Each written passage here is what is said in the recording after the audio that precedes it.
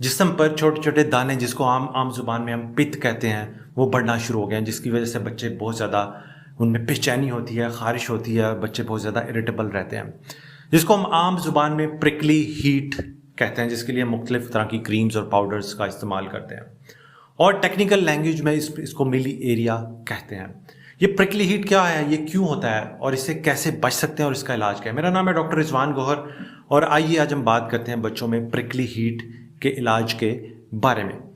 Video शुरू करने से पहले मैं बहुत मशकूर हूँ डॉक्टर इकराम नियाजी का, जो कि डर्माटोलॉजिस्ट हैं, जिन्होंने हमें थोड़ा गाइड किया इसके ट्रीटमेंट के बारे में। सबसे पहले आपको ये बताता चलूँ कि जो छोटे बच्चे होते हैं, इनमें जो पसीना पैदा करने की नालियाँ, जिनको स्वेट ग्लैंड्स कहते हैं, वो ठीक से बने नहीं होते, जिसकी वजह से वो बंद हो जाते हैं, ब्लॉक हो जाते हैं।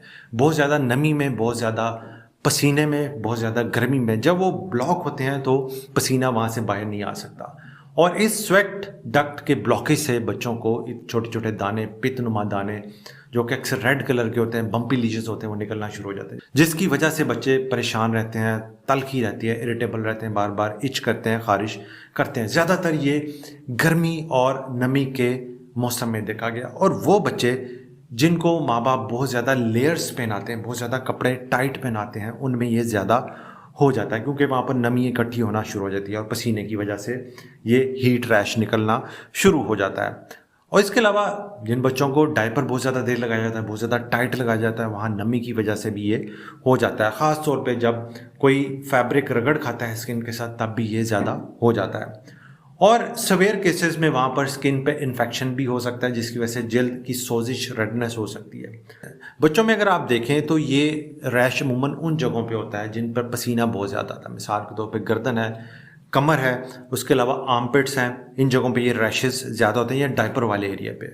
और एक अलामत इसकी खारिश है, डिस्कम्फर्ट है, बेचैनी है, बच्चों में तलखी है, या कुछ बच्चों को इसमें चुभने वाली, जिसको हम प्रिकलिंग सेंसेशन कहते हैं या टिंगलिंग सेंसेशन कहते हैं, वो होती है। और थोड़ी बहुत रेडनेस, स्वेलिंग भी हो सकती है। अब आते हैं इसके इलाज की तरफ कि प्रिकली हीट यानी मिली एरिया या हीट रैश का इलाज क्या है।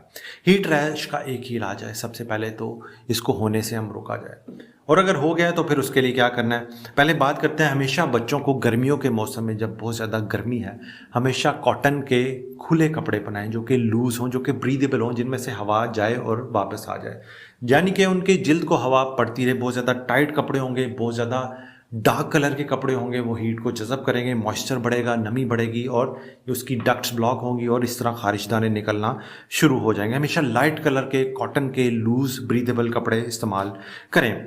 बच्चे को कोशिश करें रोज़ाना बाथ ज़रूर दें, बहुत ज़्यादा गर्म पानी से आपने नहीं नहलाना। आम जो नलके वाले टेम्परेचर वाला पानी है, उससे बच्चे को रोज़ाना ज़रूर नहलाएं, ताकि उसकी स्किन वॉश हो जाए, तमाम स्वेट, तमाम ऑयल ऊपर से मॉइस्चर उतर जाए।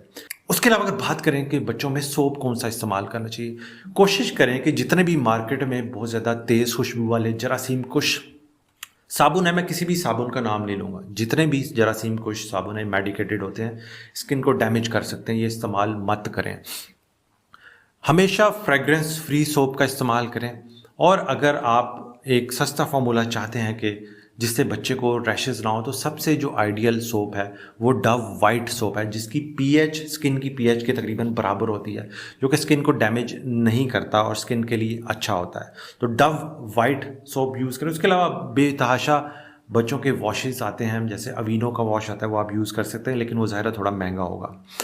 अब बात करें कि जैसे मैंने बात की कि हार्श सोप, बहुत ज़्यादा खुशबू वाले, बहुत ज़्यादा तेज़ साबुन बिल्कुल आपने इस्तेमाल नहीं करने। जिन बच्चों को बहुत ज़्यादा खारिश हो, बहुत ज़्यादा उलझन हो, तो एक लोशन आता है कैलामाइन लोशन। कैलामाइन लोशन दिन में 2 से 3 बार आप हल्का हल्का लगाएं, 3 से 4 दिन लगाएं, बच्चों की खारिश उससे बेहतर हो जाएगी। या अगर बहुत ज़्यादा खारिश है तो कोई भी एंटी एलर्जिक सिरप आप बच्चों को कुछ दिन के लिए डॉक्टर के मशवरे से दे सकते हैं।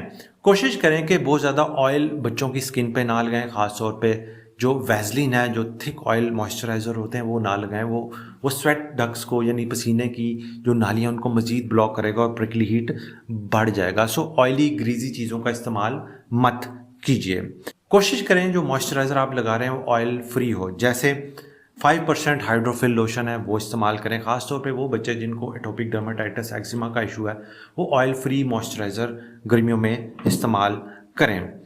कोशिश करें कि वो प्रिकली हीट पाउडर और क्रीम जिनमें मैंथोल होता है, मैंथोल वक्ती तौर पे बहुत ठंड डालता है। अगर आप नहाने के बाद लगाएंगे तो आपको बहुत ठंडक का एहसास होगा वेपोरेशन की वजह से। वो वक्ती तौर पे फ़ायदा तो देता है, लेकिन जिन जिन प्रिकली हीट पाउडर्स में और क्रीम्स में मैंथोल मौजूद है वो लॉन्ग टर्म में स्किन के लिए अच्छा नहीं होता, वो स्किन को डैमेज कर सकता है। ये एक रिसर्च प्रूवन फैक्ट है, इसलिए ऐसी क्रीम्स ऐसे पाउडर इस्तेमाल मत कीजिए। उम्मीद है ये मालूमात आपके लिए बहुत फ़ायदेमंद होगी। अपना बहुत बहुत ख्याल रखें, भाई को दुआ में याद रखें। अल्लाह हाफ़िज़।